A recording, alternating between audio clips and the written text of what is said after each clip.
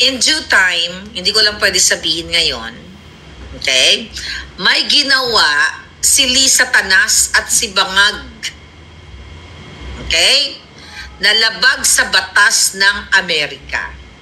At mananagot ka, Bangag, Lisa Tanas, sa tamang panahong buha ka ng ina kayong mga hinayupa kayo. May ginawa kayo, kaya ito fake news to. Bakit hindi nyo sabihin ang totoo kung anong illegal ang ginawa nyong nakipagsabwatan kayo dyan sa US Embassy? Hindi ko alam kung may mga Pilipino ba dyan na sinabwat ninyo. Alam nyo kung anong sinasabi ko. I'm sorry, hindi ko lang sabi ngayon, mga kababayan. Ano? Excited na ba kayo? Ano to? Ako, invisible lang ko, babalatan ko sila, sabi ni Joshua. Sabi ni May Beshi, si Harry Roque ay nasa puso ni Marlica. Correct. Okay? So sabi nila dito, fake news po ito ha. Ito, mga fake news to. Kasi mamaya sabi ko sa inyo na si Harry. Meron po kaming alam na pumunta rin sa Japan at hindi po siya nakaalis, supposedly bound for US pero denied flight, Wala rin pong holdings sa Japan Police at Immigration. After that, wala na po kaming information. Sabi nung Chief ng Intelligence Division ng BI. Ibig sabihin, mga bugo kamo. Okay? Ibig sabihin, mahina kayo. Okay? Wala kayong silbi. Pero dapat hindi nyo nga hinahanap yak si Harry Roque dahil hindi naman convicted yan. Kasi si Lisa Tanas talaga ang may target at si Bangag. Pinag-iinitan si Spokes Harry kasi nga naman andyan bumoboljak sa kanyang social media. Kasi gusto nyong ipagurgur, ipakulong katulad ng ginawa nyo kay Colonel Grijaldo na hanggang ngayon nakakulong pa rin. Okay? Kinumpirma ng BI sa pagdinig ng Senate Committee on Justice and Human Rights ngayong March 4 na namataan din daw si Roque pati ang kanyang asawa sa Dubai at Singapore. Wala pang karagdagang impormasyon ng ahensya sa kasalukuyang kinaroroonan. Kailan? Kailan niya namataan? Nandyan na si Harry. Okay, nandyan lang dyan, nagsiswimming.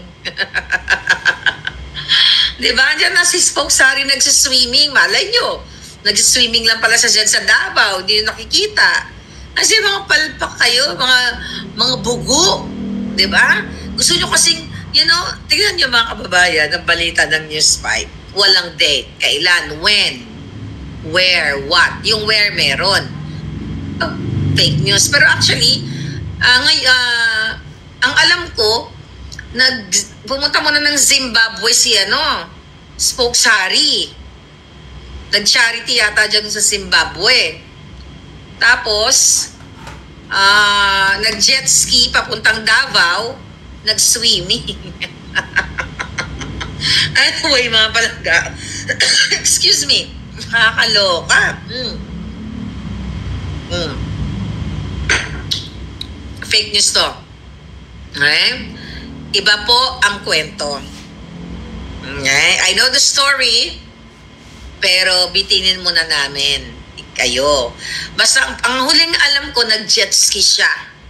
Papunta kay Pangulong Duterte. From ano sabi ito saan? From Japan. Saan sabi niya? Japan. Kung saan-saan, dami. Parang nag-world tour si Spokes Harry. From Japan, nag-jet ski siya papuntang Davao. Tapos papuntang China, papuntang Zimbabwe. So parang doon siya pumunta. Anyway, ang alam ko kung huli, nasa Zimbabwe. Tapos sabi niya, mag-swimming daw siya sa Davao. Gamit siya ng jet ski. Papuntang Ilog Pasig, sabi ni Atis, ayun na nga, encourage natin kung nanonood si Spokes Harry. So, Harry, mag-jet ski ka na. Pumunta ka na sa loob ng Malacanang. Alam mo na. Anyway, so ito pong balita, fake news. Walang date Hindi nila alam anong date, kailan, anong buwan. Mga ulol, bakit hindi nyo sabihin? Merong illegal na ginawa ang gobyerno ni Bangag at ni Lisa Tanas. Sabi ko, in due time, si Spokes Harry ang magsasabi sa inyo yan. but not right now. Gusto ko lang sabihin na ang pasimuno ng peking balita ng fake news ay ang gobyerno ni Bangag. Alright? Okay. Tapos, actually, di ba, pero totoong dumaan si Spokesari doon sa UAE nung mayroon siyang na dokumento na kailangan niyang pumunta sa embassy. Di ba, ibinalita natin yon. Kaya nagkaroon ng extradition, treaty agreement ang Pilipinas at Dubai. Ang totoo kasi, akala nila sa Tanas, madadampot nila, makukuha nila si Spokesari doon sa UAE.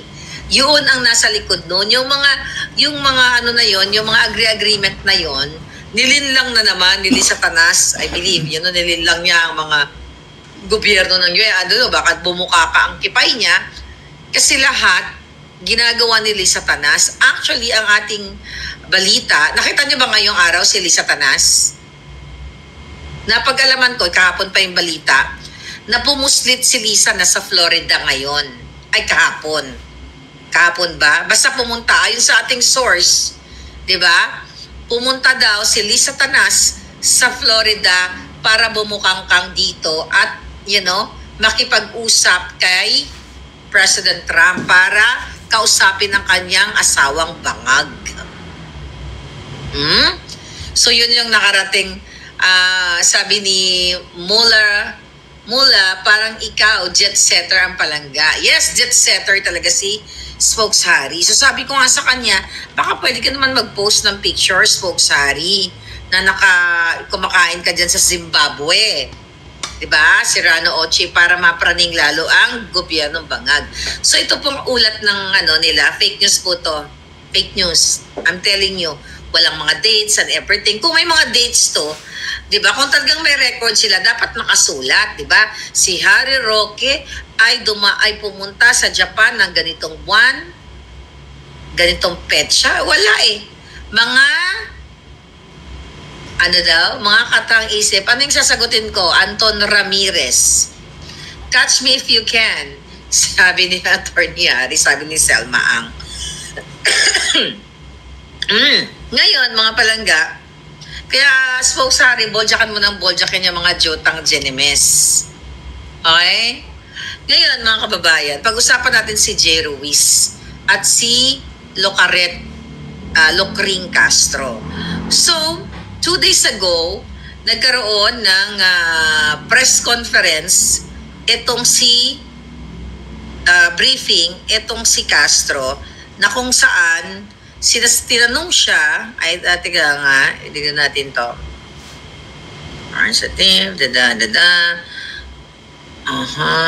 Okay.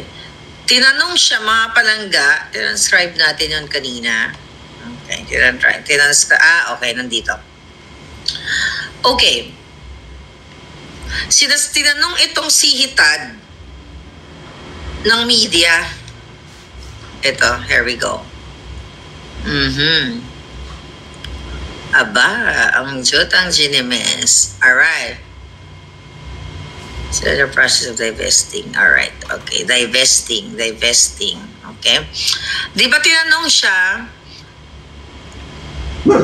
okay, kung si Locring Castro, sabi niya, tinanong siya ng reporter na merong isang media company na kung saan daw, yun nga yung DG8, kung saan isa sa co-founder si J. Ruiz at nakakuha ng 206 million na halaga ng kontrata mula sa PCSO. Ilang buwan bago siya maging PCO secretary. Hindi pa ba nagda-divest si Secretary J? Ang sabi ni Castro, sa anumang kumpanya na pag-aari niya within 60 days from the time na siya ang nag-assume ng position, so yan ang parating, ang alam, so yan parating na. At alam naman niya ang batas, at lahat ng gagawin natin dito ay dapat nasa batas. And of course, sabi niya, allegations Sabi niya, not allegations, but those who are pointing out that there is a clear conflict of interest in this situation. So wala tayong nakikitang mali doon na kailangan din kumita daw sila. So ngayon, kami na-appoint, kailangan mag-divest kung ang interest ay may conflict. So, ngayon mga kababayan, alright,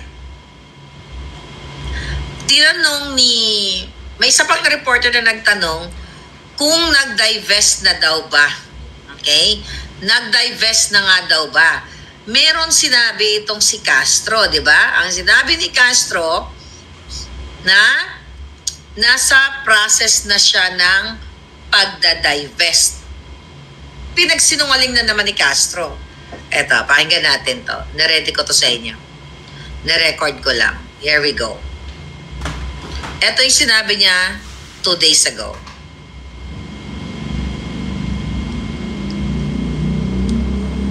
Na isang media company kung saan meron pang report na isang media company kung saan isa sa co-founder si Jay Ruiz ang nakakuha ng 206 million na halaga ng kontrata mula sa PCSO. Ilang buwan bago po siya maging PCO secretary. Hindi pa po ba nagda-divest si Secretary Jay? Meron ang batas naman po natin ay allowed po, no? Mag-divest ng shares or interest sa anumang kumpanya na pag-aari niya within 60 days from the time na siya ay nag-assume ng position. So, yan po ay parating na po at alam naman po niya yung batas at lahat po naman ang gagawin natin dito ay dapat naayon sa batas. Clarify ko lang, has he already divested or is he still in the process of divesting? Sa pagkakaalam ko ay in the process na po kasi piniprepare niya po yung kanyang mga papers regarding that. Malinaw, di ba? Has he already divested? Okay? Or, balikan natin ulit. Malinaw to, Castro, ha? Kasi nuknukan kang sinungaling na lukring ka, eh. Sa pagkakaalam ko ay in the process na po kasi piniprepare niya po yung kanyang mga papers regarding that. Does the secretary... Ulit. In the process na po kasi Tanong natin, ulit natin yung tanong. He still in the process... ayon sa batas. Clarify ko lang, has he already divested or is he still in the process of divesting? Sa pagkakaalam ko ay in the process na po kasi piniprepare niya po yung kanyang mga papers regarding And that. does the secretary have a statement?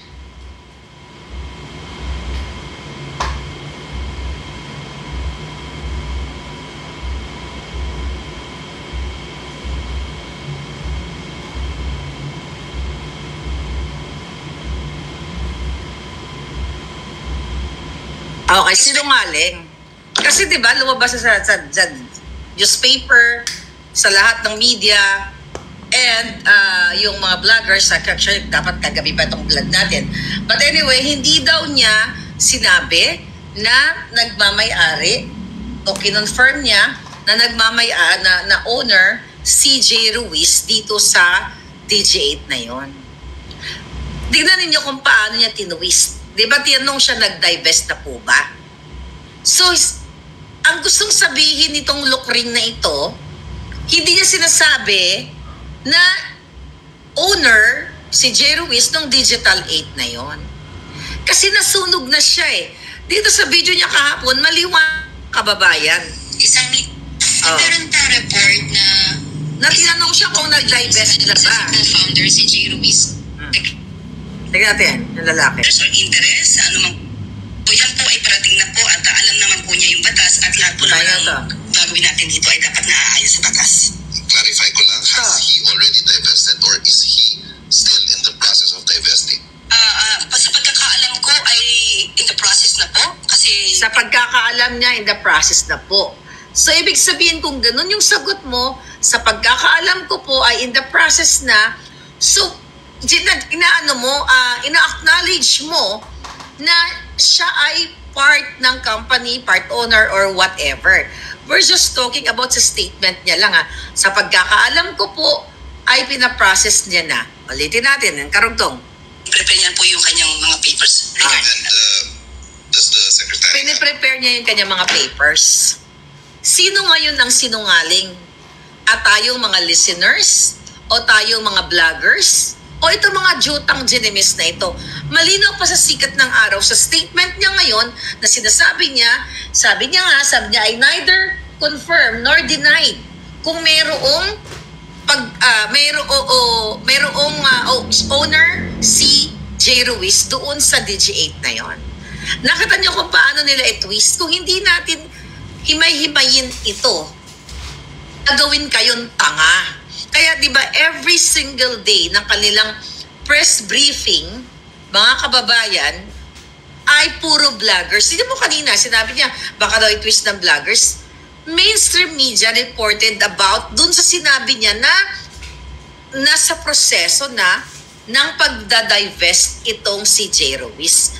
Pero ang katanungan dito mga kababayan, okay, punta tayo kay J. Ruiz kasi parang mangyak-ngiyak siya at pa-victim siya. Okay? Pa-victim ang Julul na kesyo, mamaya isa-isay natin yung kanyang yung kanyang pangalan nito, yung kanyang mga kasinungalingan. Alright. Ang sinasabi niya na hindi naman daw siya ang may-ari ng digital 8 na yon, na kung saan kumubra ng total of 206 million pesos sa PCS o sa pera ng taong bayan. Ngayon, sabi niya, authorized representative lang naman ako, hindi naman ako owner eh. Mga kababayan, malinaw pa sa sikat ng araw na meron talagang conflict of interest kasi binigyan siya ng authority ng may-ari. Diba? Ang sabi niya dito, yun, authorized representative lang siya. Ibig sabihin, in behalf of the owner, binigyan siya ng 1,000 o 100% na kapangyarihan o authority para tumanggap ng proyekto o pera mula sa gobyerno.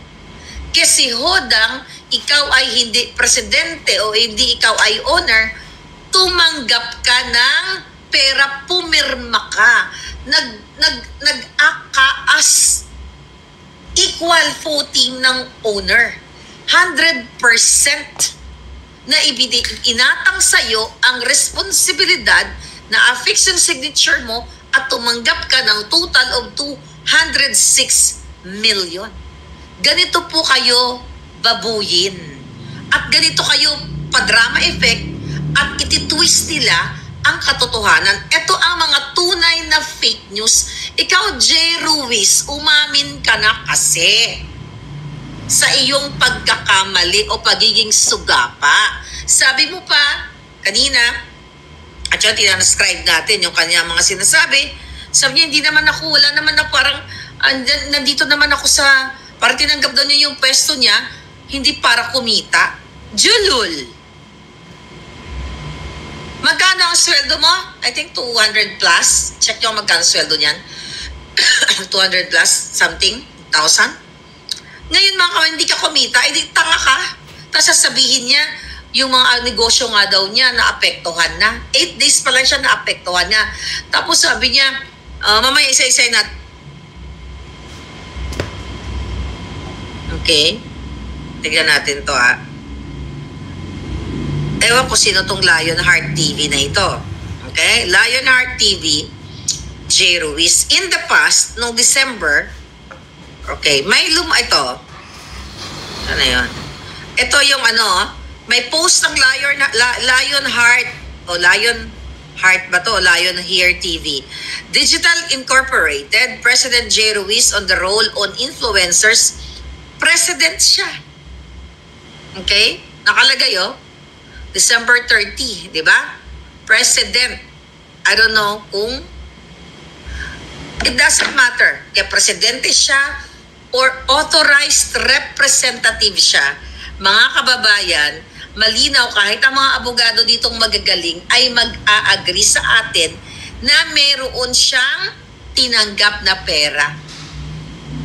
Di ba? Meron siyang tinanggap na pera. For sure, kumita siya doon bilang isang authorized representative, mga kababayan. Ang gunggong nagpaawa effect, nagsisinungaling. na sinasabi niya, oh, hindi naman ako may-ari eh, ganyan-ganyan, di ba? So definitely, ito ay puro kasinungalingan. Pumirma siya sa 206 million. Yan, I don't know mga palangga, ginugurgor tayo, napakataas ng signal natin, nakakajutang Ginemes. So ibig sabihin nito mga palangga, nakinabang siya, nagkaroon siya na whether direct or indirect na pagtanggap or financial interest. Oh, 'di ba? Sa gobyerno. Huwag ka magpa-victim, gunggong. Pumirma ka. Tumanggap ka ng proyekto sa Kisehod, ikaw ay hindi ka nakalagay sa organizational chart o maaring ikaw ay dummy, pumirma ka. Huwag mong linlangin ang tao. Kaya nga natawa ako mga palangga nung sinasabi nito ni Ruiz na may nagtanong sa kanya kung magpapile daw ba siya ng cases laban dito sa politiko. Takot mo lang. Ang sabi niya, nung una daw, naisip niya, pero nung nakatulog na siya, ay nagbago na yung kanyang desisyon. Okay? So ngayon mga kababayan, bakit hindi ka mag-file ng libel case sa politiko ng cyber libel? Alam mo, hindi ka mananalo at mapipiga ka pa. At dapat talaga siya ay, magkakasabot din sila dyan sa Kongreso, sa Committee on Appointments. Diba? Dapat pigain ito kasi kailangan siya i-confirm kung ano-ano pa yung kanyang conflict of interest. Dahil inamin naman niya na meron siyang business dyan sa Congress, restaurant, okay? Kung ano pa man. Ang sinasabi ni Ruiz, mga kababayan, sabi niya ito,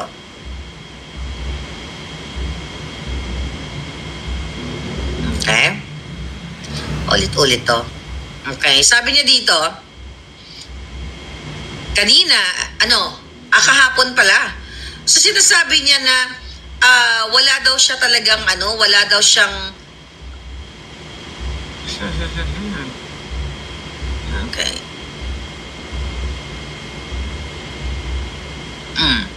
Sinasabi niya dito na wala talaga siyang pananagutan dito dahil nga siya ay authorized representative na lang.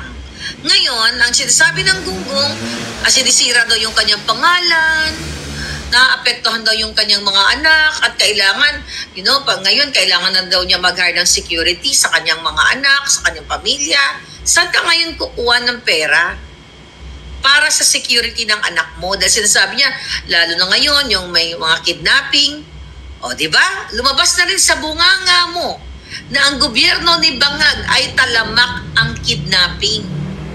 At ang pasimuno ng kidnapping, si Lisa Tanas. Diba? Kung napanood ninyo, nasabi niya, nag-aalala daw sa kanyang mga anak, dahil lalo na sa panahon ngayon, dahil, may mga kidnapping. So, hindi totoo na bumaba yung crime. Taliwas sa pinapakalat ng Bangag na administration because no less than the newly appointed J. Ruiz ay sinabing nag-worry siya sa kanyang mga anak dahil sa kidnapping o crime na nangyayari sa Bangag administration. Sino bang namumuno ngayon? Kaya nga ngayon, kailangan daw niya ng security. So question, saan manggagaling ang pera? Sa pera na naman ng bayan kasi gina-justify niya na yung ginawa ng mga vlogs natin at ng politiko ay nasa peligro yung kanyang mga pamilya. At nagkwento siya ng buhay niya, nagtinda siya ng gulay, kung anong kajotahan. Hoy, nagtinda rin ako ng gulay. Hindi ito issue kung anong pinagdaanan mo. Ang dami mong kajotahan. Tapos sabi pa niya, actually, yung nanay ko nga, sabi niya, na high blood. Tumatawa ka pa. Na high blood ang nanay mo, pero nakasmile ka. Ibig sabihin, hindi nagbubuhol-buhol.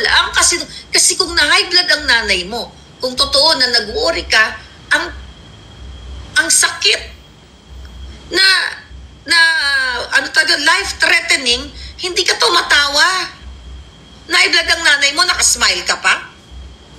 Sabi ni Andres Bonifacio, Amlac, please check J. Ruiz and Millonario Robles money laundering. Sinabi ko nga sa inyo, allegedly, according to our source, yung sinabi niya, binanggit niya na business niya, kinonfirm niya na meron siyang business nga na sentro artista na pag-alaman natin, ayon sa ating source, allegedly ginagamit yan ni Langka at ni Ruiz sa money laundering. Kaya dapat, tama ka, Andres Bonifacio, na dapat imbestigahan yan kung ano-ano mga perang pumapasok dyan. Tapos tinanong ka ni Ivan Merina kung sino ang may-ari ng company ng DJ8. Ay, sabihin mo, hindi mo idadrag? Jutang Janina ka pala, hindi mo idadrag. Government dealing to eh. Ang ina, 120. Okay. Government dealing yan. Dapat transparent ka kung sino ang may-ari ng yung DJ8 na yan. Ayaw daw niya i-drag. Tapos sabi ng Ivan Merina, hindi ba yung may-ari nito ay yung isang parang police ba na nasangkot sa kidnapping ba yun or krimen? Mamaya basahin natin kung sino-sino yung mga may-ari sa krimen. Ayaw niyang sagutin. Ibig sabihin, pinoprotektahan niya, mga kababayan, ang mga kumpanya na nagbibid, nagiging part ng bidding o nakakakuha ng award, ng proyekto pala, ng proyekto sa gobyerno, dapat yan transparent. Nakikita kung sino yan. May mga organizational chart yan. Sino-sino ang presidente, CEO, para pag nagkaroon ng aberya, may hahabulin ang bayan, may hahabulin ang gobyerno. Dahil ang gobyerno is tayo yun, bayan yun. Mga palangga, bakit ayaw sabihin ni J. Ruiz? Dahil mamaya malaman natin na may sangkot-sangkot pala sa high crime yung isa sa may-ari. Nakita mo? Protector ka o dami ka or whatsoever. Ayaw niya sabihin sa inyo. Ay, makikita niyo naman po yan sa SEC. Tapos nagkwento siya, nagsimula po ako as nagtinda ng gulay, nagtinda ng kung ano-anong mga kajotahan. Ang tawag dyan, victim card. Ang tawag dyan, paawa effect. Dinadivert ang issue. Siyempre na naman, pag nakarinig ka ng kwento ni Maharlika, na si Maharlika ay gumapang sa lusak, di ba? Nagkwento siya na nagtinda siya ng gulay, nagtyaga siya, nagsumipag, ang galing-galing naman. Nagsumikap pala siya mula sa from Beat Reporter. Ito na siya ngayon kasi nagtinda siya, from gulay, nagtinda na ng kondo. Jutang jili na kayo mga hinayupa kayo na kayo ang nuknukan ng kasinungalingan na nagpapakalat ng fake news. Ang issue, hindi yung nakaraan mo na nagtinda ka ng gulay o kung anong paawa effect mo o yung nanay mo na ganito, na ganyan, yung anak mo dadadala. Ang issue, authorized representative ka ng Digital 8 na yan na kung saan tumanggap ng 206 million na budget. Wala kaming pakialam kung nakipagtsuktsakan ka sa gulay o kung ano man o sinubo mo yung pupo or something. Hindi yan issue ng Pilipino. Wala kaming pakialam sa iyong pinagdaanan na kahirapan dahil lahat kami dito dumaan din sa kahirapan. Hindi ito usapin ng kwento ni Maharlika o kung sino man nag-working student, pag mga about life, pwede nating itapik yan, na nagsumikap, ang galing-galing naman ni Maharlika, o yung galing-galing naman ni J. Ruiz. Nagpapakasanto ka, obviously, yung boses mo, halatang defensive ka, at sinungaling ka, katulad ni RH T, sabi ni Frederick Natividad. Ayan, nakita niyo ba, mga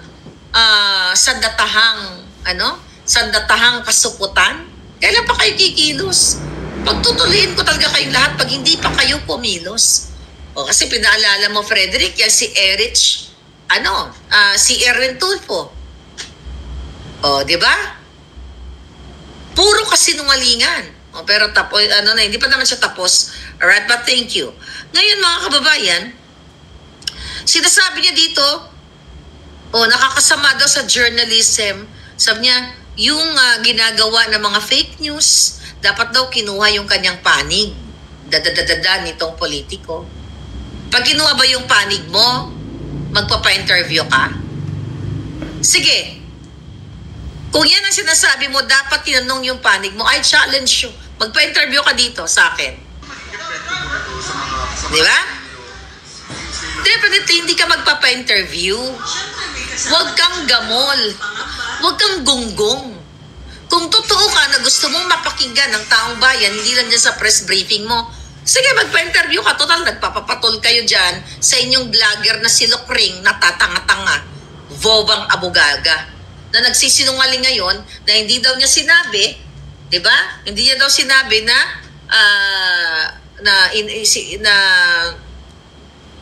itong si Ruiz ay nagmamay-ari itong digital age. Pero sinabi niya na oo, nung tinanong siya, nasa proseso na ba ng pagdadivest o nagdivest na ba si Ruiz? Ang sabi niya, oo, nasa proseso na, inaayos na niya yung mga papers.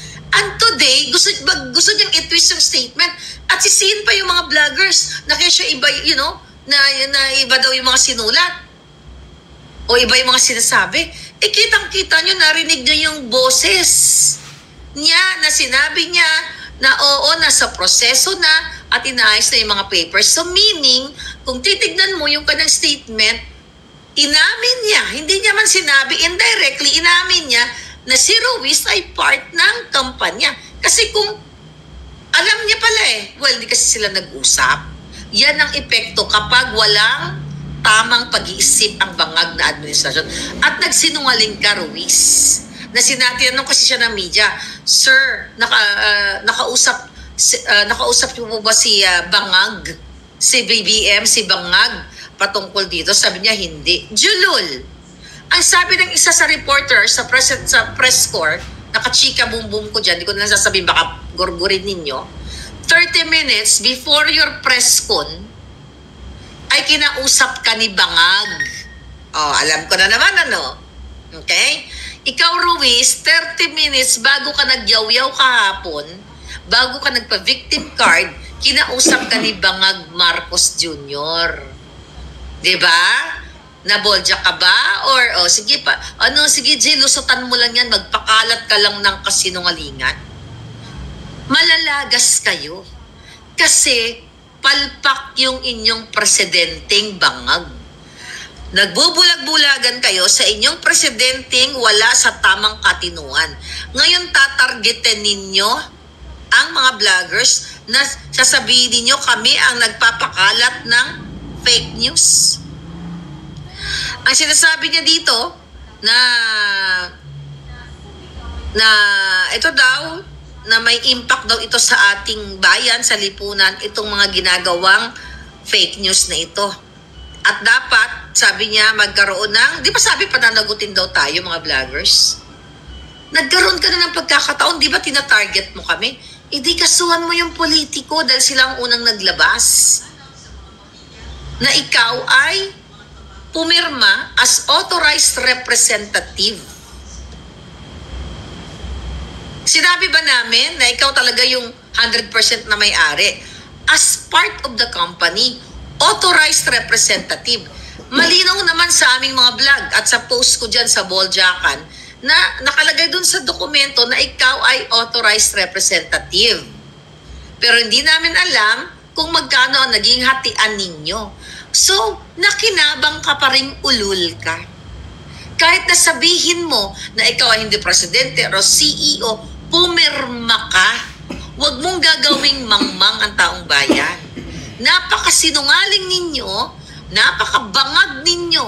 Kahit sa balik-balik ta rin ka, hindi kami mga abogado dito, nakinabang ka. Kasi ng piso, 2 piso, 1 milyon, 2 milyon, 5 milyon, 10 milyon, o kalahating o 100 million, o kasi 206 yun, Hindi namin alam yung inyong pag-uusap, o pare, ikaw ng authorized representative dito, makakatanggap ka ng 50% sa total profit ng budget na ito.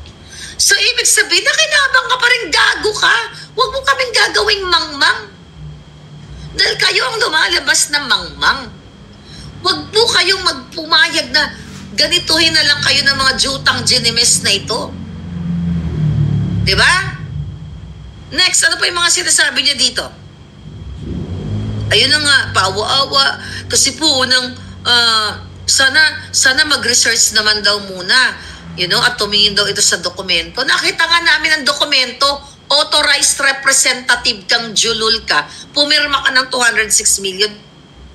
Gusto namin gawin, na gusto mong gawin. Huwag kang mag-alala, may nagre-research na sa'yo kung totoo ba ang sinabi sa atin ng puting ahas dyan sa sa business mo na na sentro artista na mga painting na allegedly ginagamit nyo ni Robles sa inyong money laundering. Kaya kung may matino tayo sa gobyerno, sukul kayo talaga kung yan ay totoong naglo-launder kayo ng milyon-milyon na pera o baka, I don't know, billions, what. Ngayon, wag naman ganun. Isang tawag lang naman ako eh. Ganyan-ganyan, tawagan daw siya. Kaya nga, sige, gusto mo?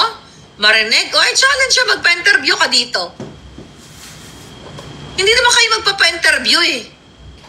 Kaya wag kang aalamin ang iyong aalamin ang inyong side. Yan si Lisa Tanas. I challenge her. Interviewin ko siya kung paano niya na atim na magawa ng fabricated crime para mangidnap ng 2 bata. Paano ni Lisa na atim na mag-smuggle? Paano niya taatim na may magurgur na PSG o PSC? Dahil nakita siyang nakabika-bika ang iyang latbi sa kabigaan niya. Yan, tatanungin ko siya. Gusto niyo na marinig yung side? O diyan. Tatanungin ko rin siya nga, pa-interview ka ba? Dati nagpapa-interview ko sa akin nung kailangan mo ako, di ba? Kinukulit niyo ako, interviewin ka para may pumansin sa yung julul ka. O interview kita ulit, tatanungin ko bakit ayaw mo magpa-hair follicle test at bakit lumalala yung pagngiwi mong ungas ka. Ang dami niyong kasinungalingan, okay? Ang padami niyang kasinungalingan dito mga palangga. Ayun, sabi pa niya, parang sabi niya, the number 1 fight of our generation is fake news. This bangag administration ay isang malaking fake news. Huwag na kayo mag-fight. Dahil recently lang, mga kababayan, nagsinungaling na naman si Lisa Tanas na ang sabi niya, yung kanyang maga sa mukha, nagkaroon siya ng eye allergies. Okay? Sabi ng Gaga, nakita niyo ba yung post ko? Sabi ng Lucaret, ito. Di ba? Ang ganda ni Lisa Tanas, Ganda. Ganda ng bukol, ganda.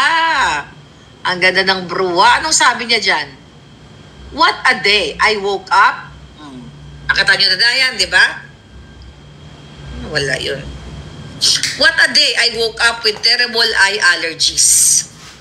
Had to miss the TOYM event that I was looking forward to. And then, just when I thought, sabi niya, it couldn't get worse.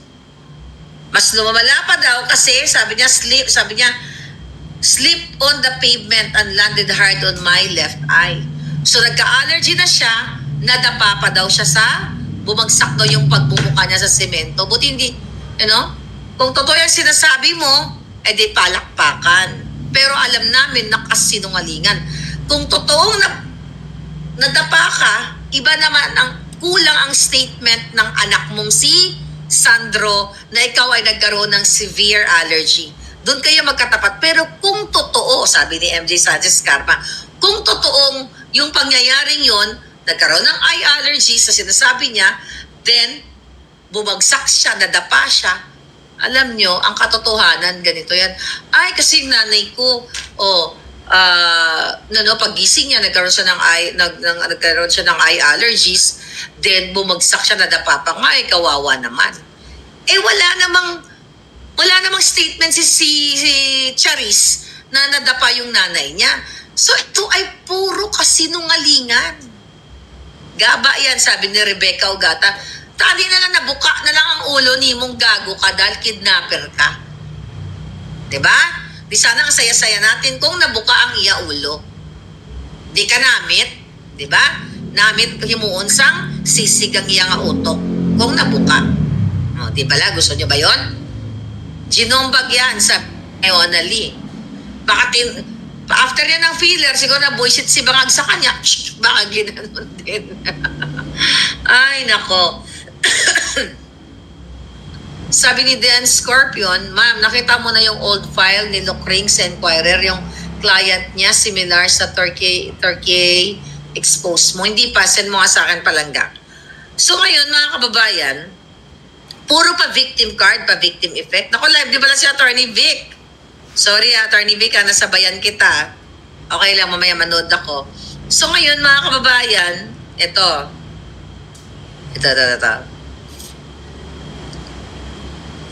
Napag-alaman na ito pa lang si J. Ruiz talaga ay may mga koneksyon. Okay? Ito. Okay, ito daw yung may-ari. Okay. Dali ah. Ito.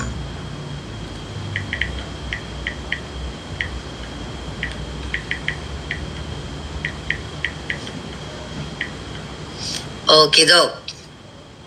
Okay. DJ, ito. Ang sabi dito, ang may-ari ng DG8 I see, hanapin natin to. Ang pangalan, ito. The first, ito yung owner, ay Romel Esmeranda. So tama si Ivan, si Merina, yung Ivan Merina.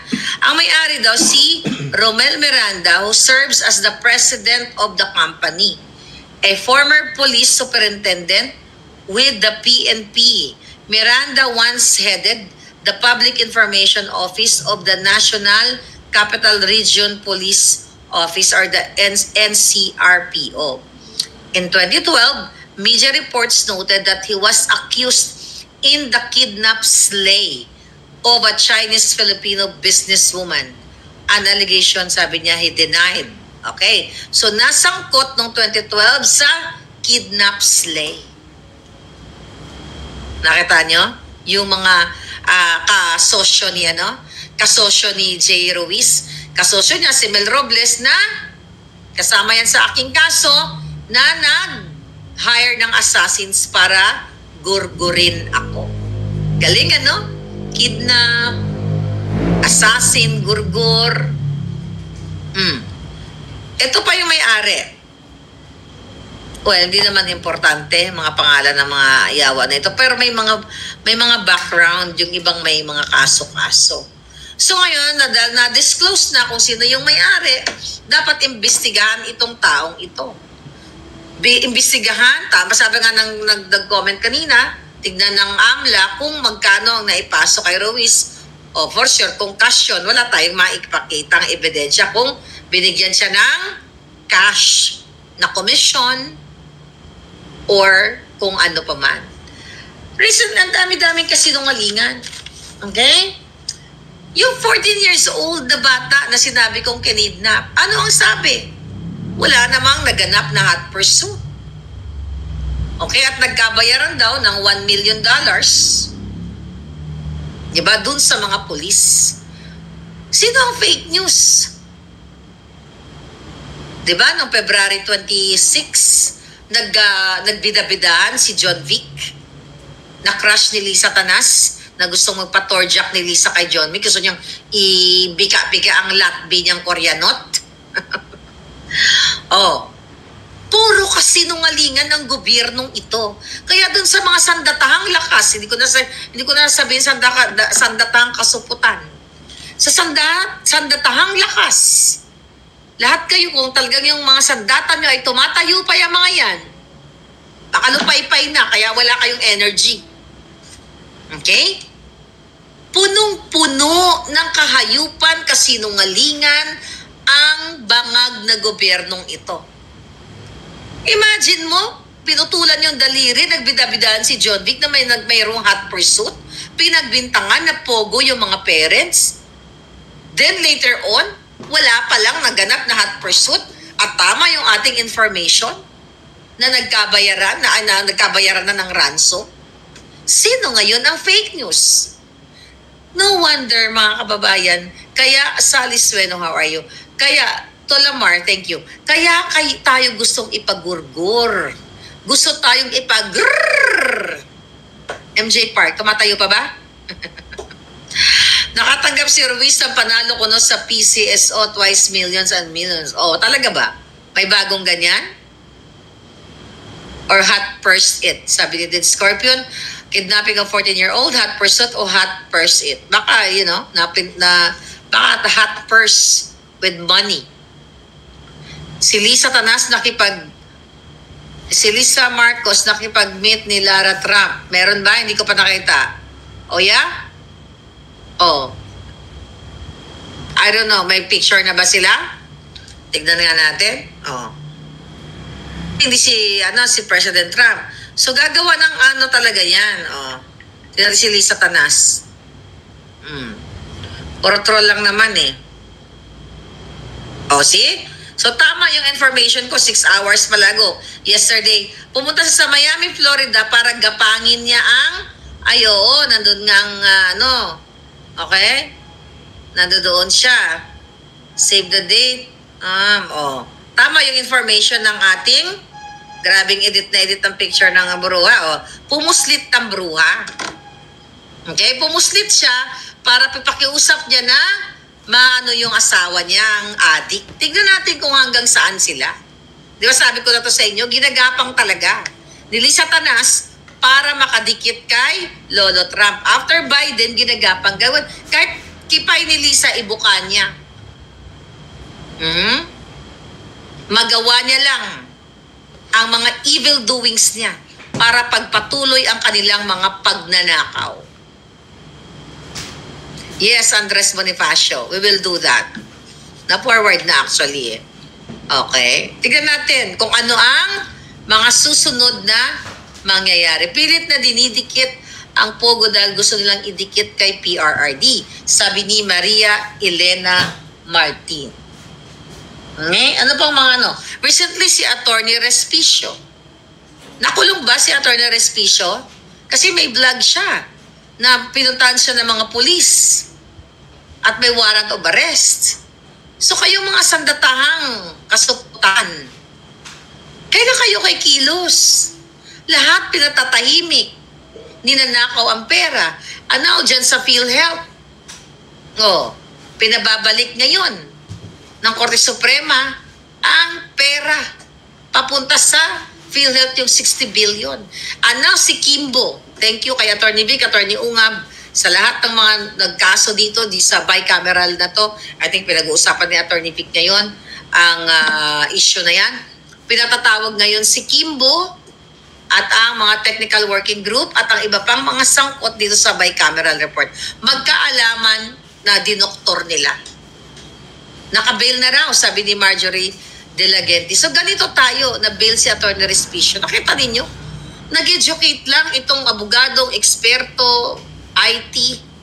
Dinadampot nila. Ipapadisbar, gugurgurin or whatever. So ganito kabangag ang administrasyon nito ninyo. Ganito katalamak na you have to do something. Naaresto pero okay, may natira pa sa PhilHealth money. Yun ang tanong, Alvin Fajardo. Okay? Malakpapal talaga ang pagmumuka ni Bangag, sabi ni Galaxy. Okay, nakalaya na. So nakita nyo lahat kami, alam mo, kung ako ay nasa Pilipinas, baka nagsabay kami ni Percy Lapid na pinagurgur nila. Ito na yung larawan ng kadyutahan ng gobyerno ni Bangag. Kailangan ninyong kumilos ng mga sandatahang kasuputan. Ipakita ninyo na kayo ay tuli, ipagtanggol nyo yung bayan. Sunod-sunod na ang kapalpakan ng gobyernong ito simula pa nung umupo siya. Nakalimutan nyo na yung 5,500 flood control, yung pangako ni Bangag, yung sa kanyang mga foreign travel, foreign trips, yung mga pledge. Nasaan na yung mga pledge? Nagpatayo na sila ng mga mansyon. Ayon sa ating puting ahas, allegedly natapos na ni Lumagi ng BIR ang kanyang mansyon. Saan siya kumuha ng pera? Si Robles, tapos na rin ang mga mansyon. Saan sila kumukuha ng pera? Lahat sila, si Bukangkang. Oh, ilang milyon ang nakuha ni Bukangkang bago siya naligwak at inilipat somewhere. Saan sila kumukuha ng pera kung ang sweldo nila ay 200,000 lang a month? Hindi yan makakabili ng bahay. Kung ang mga nurses dito sa Amerika, hindi naman nakakapagpatayo ko ng bahay kaagad-agad ng isang taon lang. O 2 taon dahil may bills ka binabayaran. Pero sila, kung 200,000 ang kanilang sweldo, that's $4,000. Ang liit lang yan. Hi, Robert Maxales. Hindi yan nakakapagpatayo ng bahay. Kaya nga, talamak na ang problema ninyo. Kailangan na kayo ang kumilos, kayo ang gumurgur sa lahat ng mga bangag. Si Kimbot dapat pumunta ng korte ng nakatricycle sa ni Sally Sueno. Sabi ni Leon Javier Vlad, Bangag and Comelec, may hokus-pokus tungkol dun sa automated machine na yan. 20 plus foreign trips, sayang ang pera ng bayan, sabi ni Initing Mix Vlog. Okay? Baka si Lisa nakipagsanib. Yung kanyang tuslok, o diba? Yung kanyang tuslok, alam mo kung nadapa ka, meron kang, talagang kahit pa paano may gasdas kung sa pavement ka. Kaya siya nagpatuslok kay Dr. A para magmukha siyang tao sa pagpunta dito sa Amerika. Pero sabi ko nga, hindi na umiepekto ang gamot sa kanya dahil siya ay pulboronic addictus. Okay? At lasinggera. So kahit anong tuslok niya, hindi na i-epekto ang mga cosmetic procedure sa kanya. Oh, siguro talagang pinaano niya yung Koreanot niya, no? E-edited naman lagi yung picture niya. Para syempre ang mga anak ni Trump, syempre ang mga alindog. Para kasi magmukha siyang pusali. 'Di ba? Mukha siyang yung mga addictus, yung mga crackheads na palagala-gala. Na ang pagmumukha parang nilampaso sa baldusa. Baldusa sa floor.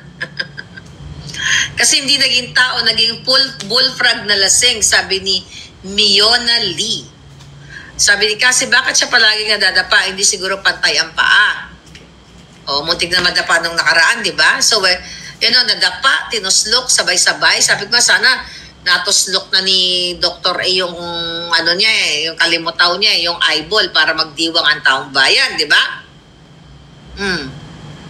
The recent decision by Supreme Court Associate Justice Antonio Cotto returned nabanggit natin nga kanina yung 60 billion health fund after its transfer to the national security by President Marcos Bangag, a pivotal moment in the ongoing discussion surrounding the management and accountability of public funds in the Philippines. Co's ruling not only raises fundamental questions about the legality and ethicality of such transfers but also highlights significant concerns regarding the governance. Parang may nabasa ako. Ang sagot yata tama ba na yung pag-transfer daw nila ng 60 billion sa National Treasury para mas mapatigting pa ang serbisyo sa mga tao, sa mga may sakit. Kundi ba naman mga bangag? Paano mo mapaigting ang serbisyo kung ang budget tinanggal mo sa PhilHealth? Kaya nga sabi ko sa inyo, mga kababayan, dun sa mga bruskong may pagmamahal pa, you have to do something.